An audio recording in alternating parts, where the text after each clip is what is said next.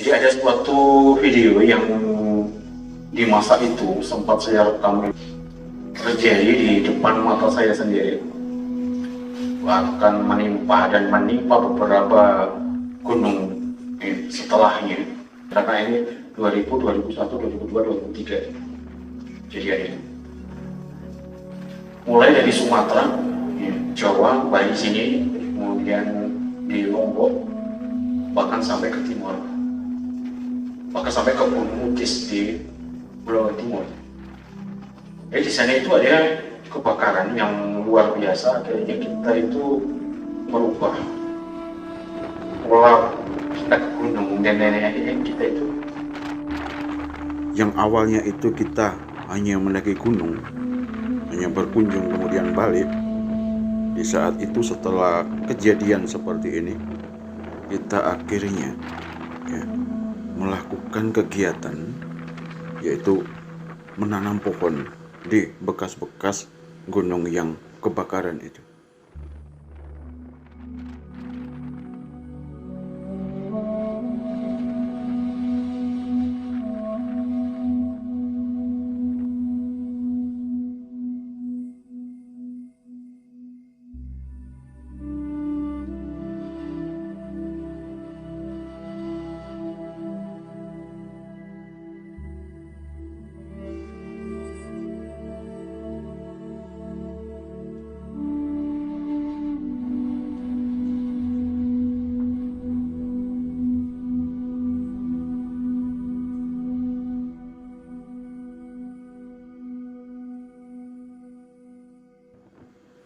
Kebakaran ini sangat luas waktu itu ya, 20 sampai 25 tahun yang lalu itu. Bahkan mencakup banyak daerah, tidak hanya di satu daerah seperti yang saya bilang tadi itu. Dan akhirnya setelah kita melihat kenyataan di lapangan yang seperti ini, tetapi kita juga terkendala pada suatu kejadian bahwa kita itu tidak menemukan atau tidak mendapatkan bibit untuk kita dapat reboisasi atau menanam di bekas dari kebakaran ini. Akhirnya tahun 2001 kita itu mulai coba-coba membuat bibit, yaitu dengan cara mengumpulkan biji-bijian pohon di hutan. Walau waktu itu ya kita itu tidak tahu bagaimana caranya, bibitnya apa dan lain-lainnya. Akhirnya kita coba saja dan itu banyak yang mati. Dan selanjutnya karena belajar dari pengalaman, akhirnya kita sedikit tahu bagaimana cara untuk mendapatkan bibit yang sesuai dengan keadaan yang ada di gunung itu.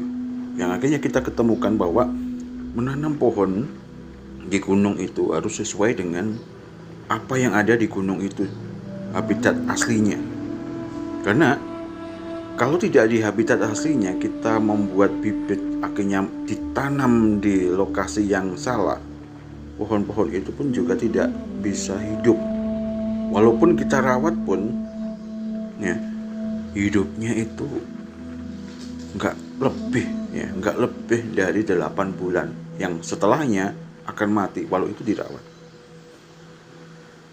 Akhirnya hingga tahun-tahun berikutnya, tahun berganti tahun, bahkan sampai hari ini kita melakukan sedikit reboisasi, yaitu sedikit, tidak volume, tidak banyak, akhirnya berkumpul. Walau sedikit akhirnya kan banyak juga ya, yang akhirnya tergenapi menjadi 50.000. Tapi dalam prosesnya itu bukan hanya penanamannya aja yang susah, tetapi saat perawatannya supaya benar-benar hidup itu yang membutuhkan waktu, membutuhkan tenaga, membutuhkan biaya dan lain-lainnya, yang sangat besar untuk kelas saya ya. Itu sangat besar. Jadi kalau kita menanam satu kali, kemudian berapa minggu berikutnya kita datangi lagi untuk merawatnya dan seterusnya. Karena kalau tidak dirawat, maka tumbuhan itu akan kalah dengan apa yang ada di sekitarnya, terutama ilalang. Itu yang bisa mematikan bibit-bibit yang kita tanam. Itu dari situ kendala yang luar biasa besar untuk saya, ya saya ulangi lagi.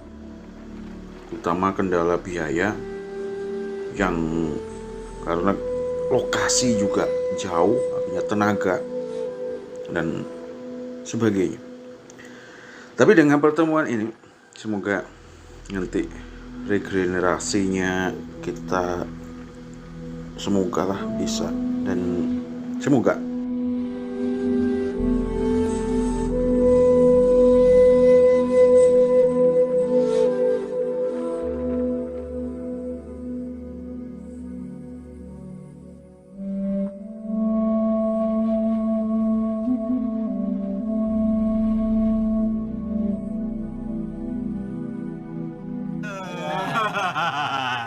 ini Halaman yang ke 50.000. Udah. Sip. Aduh, jadi saksi yang ke 50.000. Aduh, semoga kau tumbuh. Jadi kita sekarang itu ada di Gunung Batur, tepatnya di sisi timur lautnya, untuk memeriksa hasil reboisasi beberapa tahun yang lalu. Tepatnya sekitar tahun 2012 hingga tahun 2013 awal di musim hujan itu. Jadi kita akan lihat apa saja yang hidup, karena dulu ada beberapa di sini itu. Ada kayu putih, ya, eukaliptus itu. Kemudian ada cemara gunung. Kemudian kecampur dengan pinus. Karena waktu kecil itu kan hampir mirip.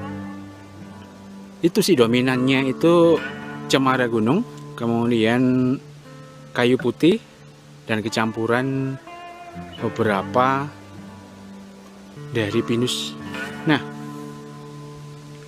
kita akan lihat seberapa besar mereka, kemudian apa saja yang berubah di sini. Entah itu satwa liarnya, kan kalau ada pohon logikanya pasti dihuni satwa liar kan gitu, atau satwa-satwa lain atau apapun yang hidup di sini nih, karena pohon itu kan faktor utama dari pemuka kehidupan. Kita akan coba lihat ke sana. Satwa apa saja yang bisa hidup, karena lumut tumbuh, kemudian rumput-rumput ini di bawahnya setelah ada kanopi gini kan banyak yang tumbuh itu. Coba kita buka kamera.